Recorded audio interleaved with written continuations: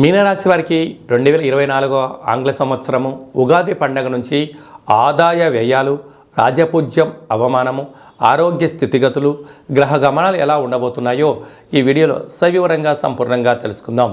ఈ ఆదాయము ఈ సంవత్సరం 11 ఆదాయం, వ్యయం 5. అత్యంత ధనము మిగిలించేటువంటి స్థిర చరాస్తులు కూడబెట్టబోయేటువంటి రాశులలో మీనరాశి ఒకటి అని చెప్పి గుర్తుపెట్టుకోగలాలి. 11 రూపాయలు సంపాదిస్తే కేవలం 5 రూపాయలు ఖర్చు అవబోతున్నాయి, 6 రూపాయలు మిగులుతున్నాయి. అనగా స్థిరాస్తులు, చరాస్తులు, ఫామ్ హౌసులు, వెళ్ళాలు, విదేశాలకు వెళ్ళాలి, విదేశం ధనం వస్తూ అపార సంపన్నుల కుబేరుల జాబితాలో ఈసారి మీనరాశి జాతులు చేరబోతున్నారు అని చెప్పి గుర్తుపెట్టుకోగలగాలి. దీపం ఉండగానే ఇల్లు చక్కబెట్టుకోవాలి అన్నట్టు కారణం చేత ఒకవైపు ఏలనాటి శని ప్రారంభ సంచార స్థితిలో ఉండడం, ధర్మబద్ధంగా, న్యాయబద్ధంగా, ఆధ్యాత్మికంగా ఉండడం వలన భగవంతుడు మనకు ఒక అవకాశాన్ని ఇవ్వబోతున్నాడు. దీన్ని సద్వినియోగపరచుకోగలిగితే మీరు, మీ కుటుంబ సభ్యులు, ఎంటైర్ మీ ఫ్యామిలీలో ఎనలేనటువంటి అపార కుబేర సంపన్నుల స్థానానికి ఈ మీనరాశి జాతకులు కేంద్ర బిందులు అవుతారు అని చెప్పి గమనించాలి. రాజ్యపూజ్యం 2, అవమానం 4. కనుక మీరు ఎదిగే కొద్దీ ఒదిగి ఉండగలగాలి. మీ చుట్టూ ఉండబడిన వారు, మీ పై అధికారులు, సహా ఉద్యోగస్తులు, ఇంటి చుట్టూ ఉండబడిన వారు, డ్రైవర్లతో, ఈ శ్రామికులతో ఎంతో జాగ్రత్తగా ఉండి తీరాలి. నోరు జారారా శత్రువులు వారే మీ పైన ముప్పేటు దాడి చేసి అనేక రకాలుగా మానసికమైన ఇబ్బందికి గురి చేసే పరిస్థితి అధికంగా ఉంటుంది. కనుక ఈ సంవత్సరం శత్రువులు పెరిగే పరిస్థితి ఉంటుంది. ఎక్కడైనా మామూలే, ధనం సంపాదించావా మీ చుట్టూ నలుగురు చేరి మీ భజన చేస్తూ మీ ధనాన్ని పట్టుకుపోయే పరిస్థితి చాలా అధికంగా ఉంటుందని చెప్పి గమనించగలగాలి. అలాగే పూర్వాభాద్ర నక్షత్ర జాతకులకు ఆరోగ్యం పైన అవగాహన ఎక్కువగా ఉండడం వలన, ఇంకొంచెం శ్రద్ధ చూపించడం వలన ఆరోగ్య పరిస్థితి చాలా బాగుంటుంది. ఈ ఉత్తరాభాద్ర నక్షత్ర జాతకులకు 2024 డిసెంబర్ నుండి 2025 ఏప్రిల్ వరకు చివరి సున్నా కారణం వలన మనోవేదన, అనేక రకాల పరిస్థితుల ఇబ్బందికి గురయ్యే పరిస్థితి చాలా అధికంగా ఉంటుంది. తస్మాత్ జాగ్రత్త.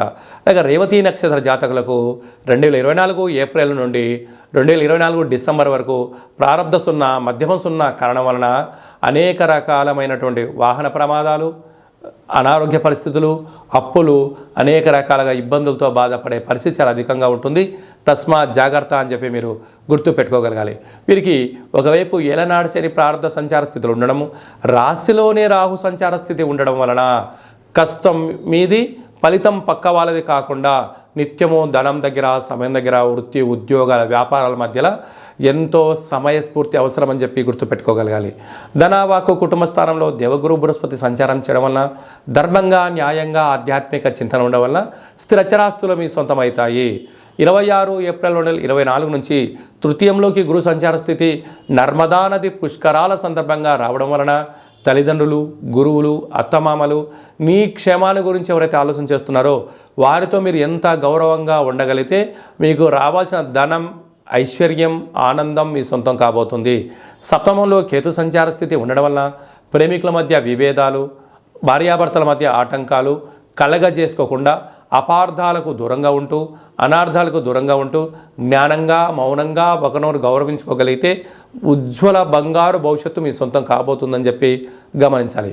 వ్యయంలో శని సంచార స్థితి ఉండడం వలన అనవసరమైన ప్రయాణాలు, అనవసరంగా మాట్లాడాలు, సమయం ఉంది కదా అని చెప్పి నలుగురికి సలహాలు ఇచ్చారా, సమయం, ధనం వృధా అవడమే కాకుండా అనాలోచితమైనటువంటి ఒత్తిడికి గురవ్వడం, వాహన ప్రమాదాలు పొంచి ఉన్నాయి. తస్మాత్ జాగ్రత్త. సాఫ్ట్వేర్ రంగం వారు, హార్డ్వేర్ రంగంలో గృహ భవన నిర్మాణ కార్యక్రమాలు, హోటల్ వ్యాపారస్తులు, స్వయంవృత్తులు, శ్రామికంగా పనిచేసే వారందరూ కూడా నిత్యం అప్రమత్తత అవసరం అని చెప్పి గమనించాలి.